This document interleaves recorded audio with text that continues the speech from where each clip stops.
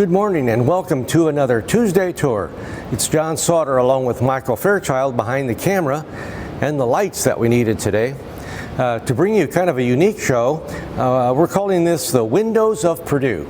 What we're going to talk about today are 5 unique windows around campus, dating from as early as 1924 up through 1939, and then one most recently in 1988.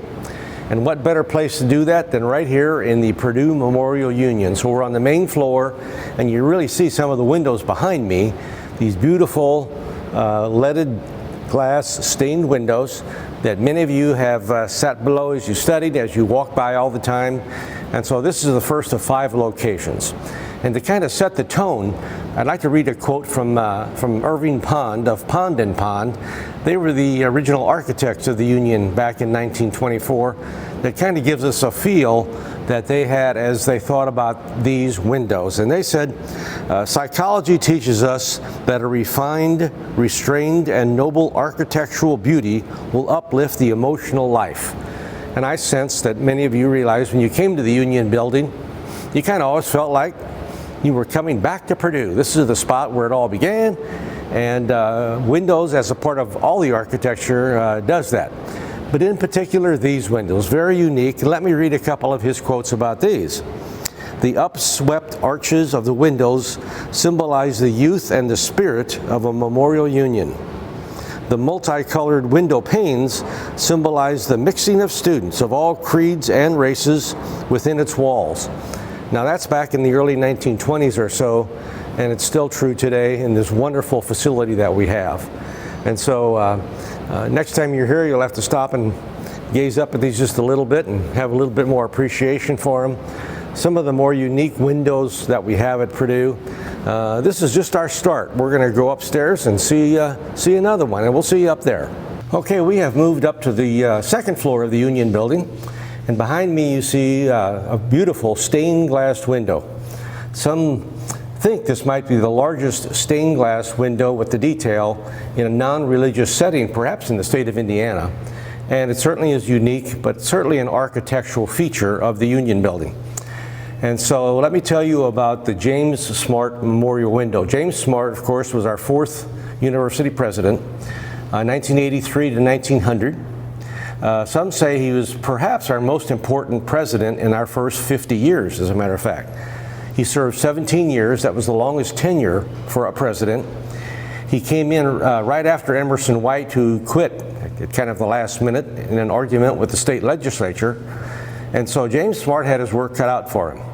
But he took on the task. He was a big believer in athletics and actually was a founding father of the Big Ten Conference. He called the schools together in Chicago, and out of that came what we now know as the Big Ten Conference, Athletic Conference. And then also, of course, he's known for the inspirational speech he gave after Heveland Hall burned to the ground, where the next day he calls folks together and says, "We will rebuild the building 1 brick higher." So a lot happened during his 17 years. Our enrollment actually went from 100 students to 700 students during that period of time.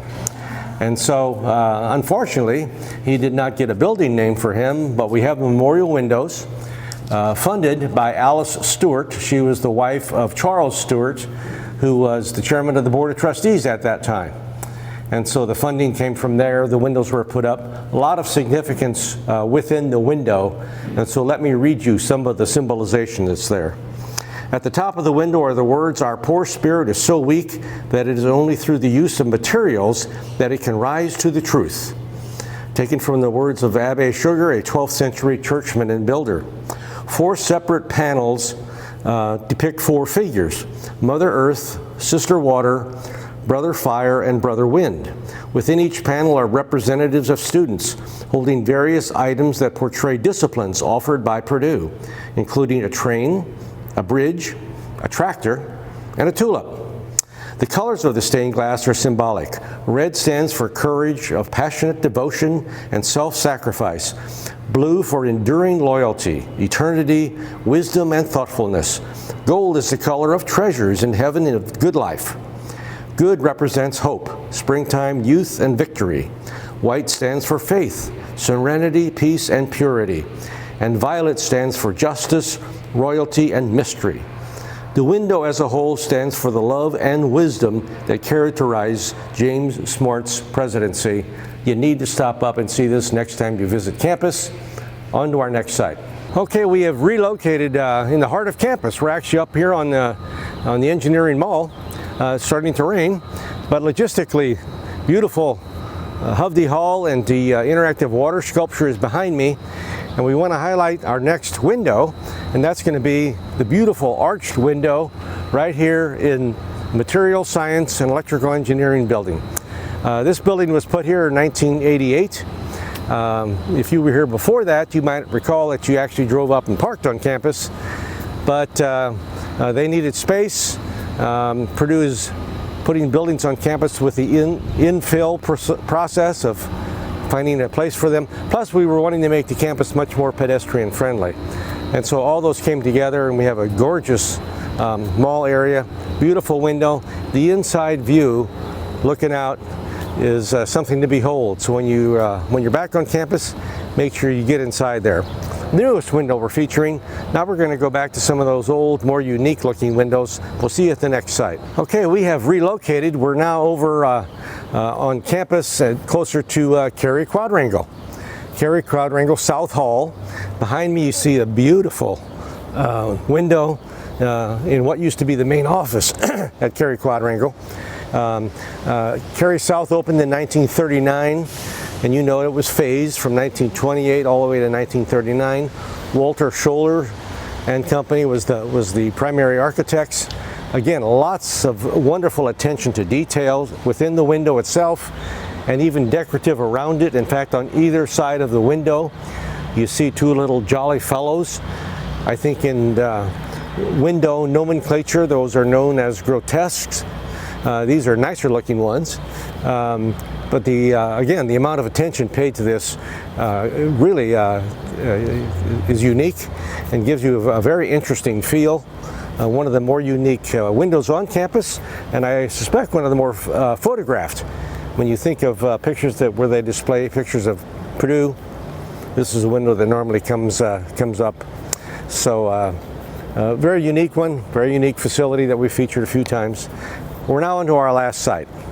Okay, we have moved a little further west on campus, and we're now actually in the lobby of Dumey Hall. Dumey Hall, originally built, it was referred to as South Hall, opened up in 1934, and in a few of our videos we've talked about it's the home to Amelia Earhart. And so actually Amelia would have passed right through this door on her way outside, passing by this very unique stained glass window. And this is a stained glass depiction of the little lady. And it's supposed to convey friendship. But again, built in 1934, put a lot of money and thought into the stained glass and these sorts of architectural features. One of the more unique windows on campus, and if you get a chance, you need to get out here and have a look at this. Just a great spot to wrap up our video today. And in closing this video, I need to tell you that I have made the decision to retire at the end of July 31st. And so we do have one more Tuesday tour in the planning stage, but after that we're not quite sure. And so conversations are underway as to the future of Tuesday tours, and we'll see what comes out of that. But till the next show, on behalf of Michael, hail Purdue.